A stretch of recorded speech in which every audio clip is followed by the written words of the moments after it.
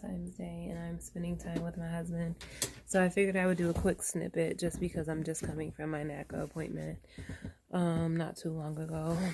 Our appointment was at 4, and I'm probably just going to add this to another video. But our appointment was at 4, and it didn't go how I wanted it to go. I'll elaborate more in the video, but it didn't go how we exactly wanted it to go. We hadn't had an appointment since December, so we were super excited. We're like, man, we're really on the right track. And what we found out is that there's something in my husband's background as far as like some loans he was not current on it for a while, and then he started paying them like 5 years ago. But since he didn't pay for them right away, now he's making payments, but they're still being considered late. I don't know how to explain it, but basically that whole situation has caused him to kind of be disqualified from being on it with me. Yeah, pretty much kind of disqualify him because it looks like he's making payments late, but he's really not.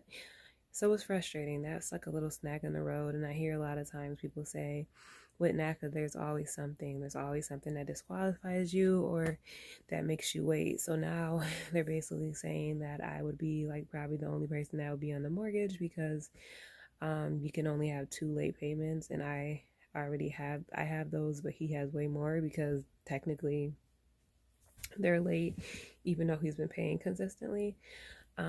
So I would be the only one on the mortgage, which is annoying, but that's not even the main problem. It's more so just that because I would be the only person on the mortgage, I would be the only income they would be looking at. So now instead of us being able to payment shock with 2 people, we would only be able to payment shock with me, which means that I go from only saving $400 with us together because our income is pretty high to having to save like $650, $680 to show that I could afford it by myself, even though I have a husband that lives with me and who will pay for it with me. So that's the kind of frustrating NACA things that people talk about that kind of get in the way of things. So pretty much my next appointment is until May, but I'll elaborate. But I just wanted to give you some real life incidents. Like, okay, I literally just came from NACA like 2 hours ago, and I'm a little frustrated. I'm a little defeated. And she made sure to tell us, like, don't feel defeated. This is just a snag in the road. You'll be good. You'll be fine. Just stay with it. But I couldn't help but to feel a little frustrated because it's like, okay, I've been waiting 2 months to hear this. Like, you could have been told me this. So it is what it is. But I'll just add this as a clip into another video. Deuces. Hey there, friends. So this is the awaited video of my second appointment with NACA. So first, I want to start this off by saying that I will be drinking and I will be eating some chips throughout this video. So if you do not enjoy that, if that is going to distract you, I'm so sorry. Please don't watch this video. I feel like it's crazy that I even have to say that, but I know that people on YouTube really get offended when people do human behaviors while they're making a video. And I just want to preference that with I am a human, not a professional YouTuber or anything. So I just want to drink my drink and eat my chips in peace while I talk to you guys. So hopefully that's okay. So if you've got this far, you've already seen the actual video, like the 3-minute video clip from after my NACA appointment. So I know that a lot of people probably was waiting for this video. I know in my second video I told you my next appointment was February 4th. It actually was, but I ended up switching my appointment from February 4th to February 14th, which was last Friday, and that's why I'm just making a video now. The reasoning behind that was that we were filing our taxes. I didn't know how quickly we would be able to file our taxes, and I was hoping that we would get our money back before our appointment so that we can show that we've saved more money. So I moved the appointment from February 4th to the 14th. So I kind of explained how the second appointment went in that quick little snippet, but I'm just here to kind of elaborate more about it. So, and to just kind of walk you through what happened. So I'm sorry, this is going to sound loud, but they're really good. Okay. So we went to our appointment on the 14th, which was Valentine's Day. And I'm sorry, I was super excited because I'm like, okay, it's Valentine's Day. We're going to get some good news. We did everything they asked us to do. This is going to be great. Where else would I want to spend my Valentine's Day, right? So our appointment was at 4 p.m. So me and my husband went together. And we were so excited. We're like, okay, ever since our last appointment, we're like, we're about to buy a house. We're going to buy a house. And I'm telling y'all, I'm 28, so buying a house is super exciting to me. I mean, I know people who are younger than me who have bought houses, but the ideal of buying a house before you're 30, for me, is super exciting. Honestly, buying a house at any age is an accomplishment, but just for me, I've already obtained degrees and stuff, so just buying a house is like pretty much the next thing that I want to check off my list of things to do. It's also something, that we have on our goal list. So we were super excited. I was really on my husband the past couple of months and just saying, babe, we got to do this, we got to do that. Come on now. Like, we got to do this, we got to do that. So we go to the appointment, excited or whatever. And the first thing she asks us about is like, do we have information about our loans? Because that was one of our action items, right?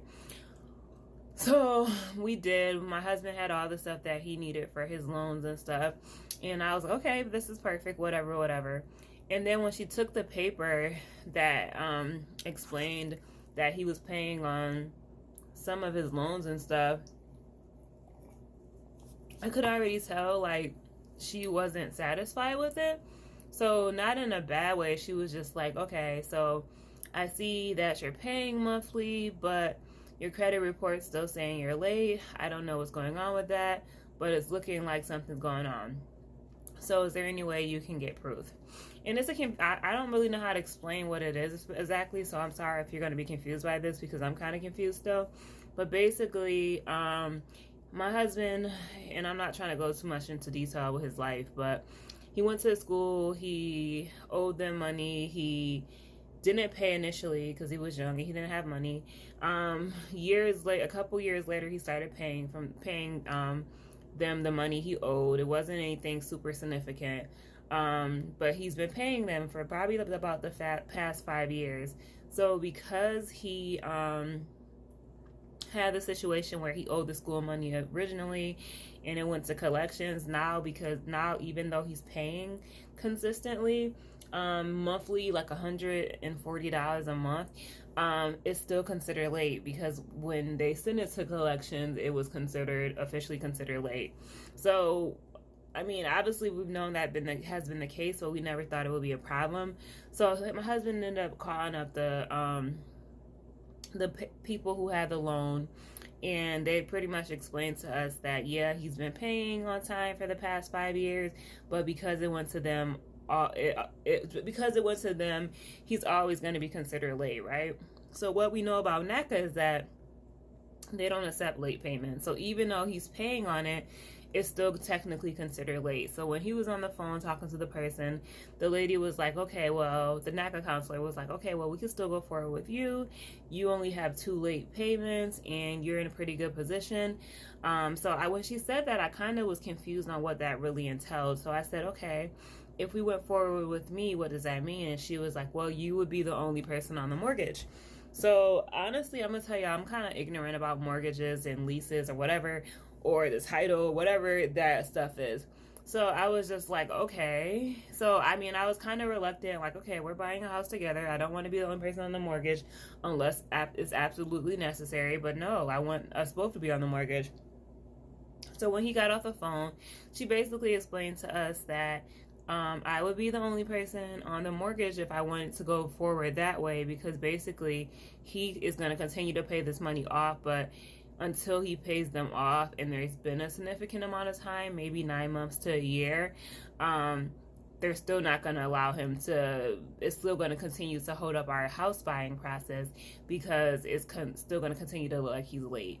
So she said, if we don't want to wait that long, that I could be the only person on the mortgage, and he could be on this title, she said. I don't really know what the title of the mortgage is. If anybody wants to explain that to me, feel free. I've never bought a house before.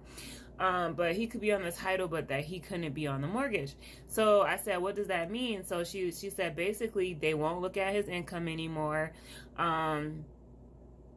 He won't be allowed to save money with me anymore. So pretty much in that instance, if we decided for me to be the only person on the mortgage, we went from being a priority member, which meant that we made more than what their limit was, which was like $67,000, to being non-priority, because we're going based off of my income alone, and by my income alone, I make less than $67,000 by myself.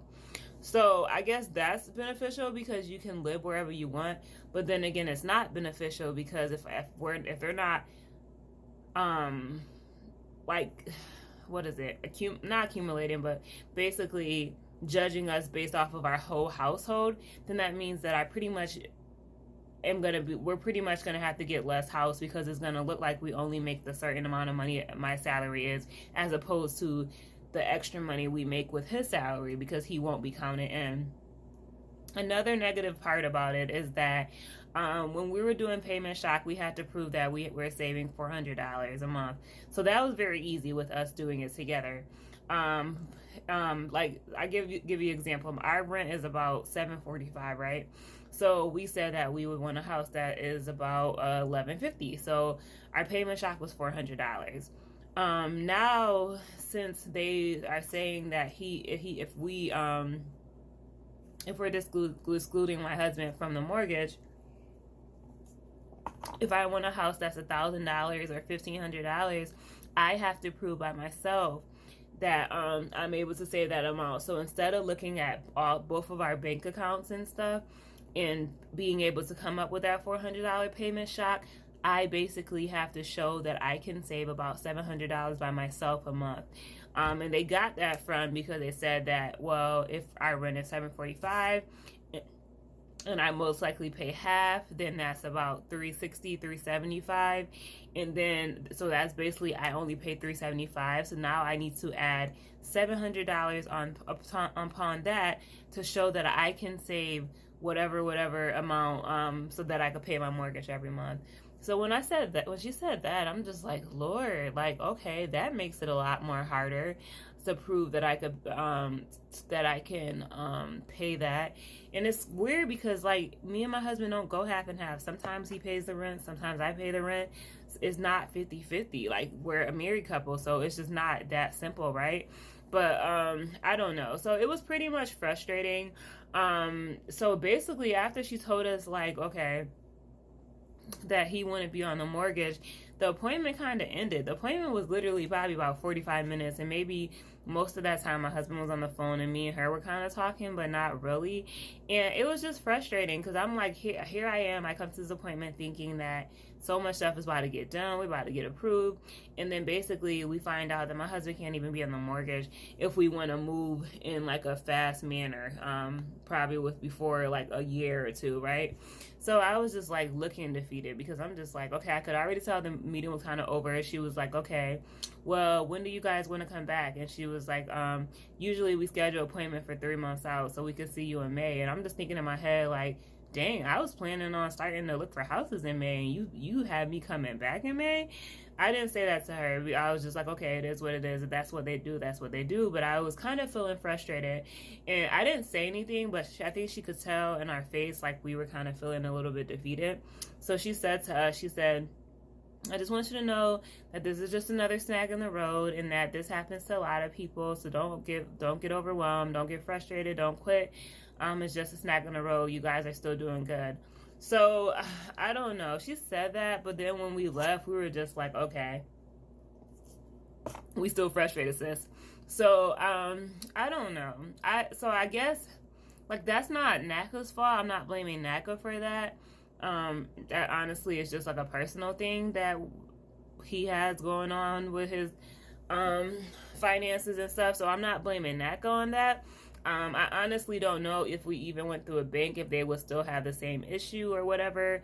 But what I will say is that I can see why people give up, because I was feeling kind of overwhelmed and kind of frustrated, and I was just like, okay, well, dang, what's the point of going through NACA, because they're going to be super, super strict. And like I said, I never bought a house before, so I don't know what the bank is going to say if we had that same kind of situation, right?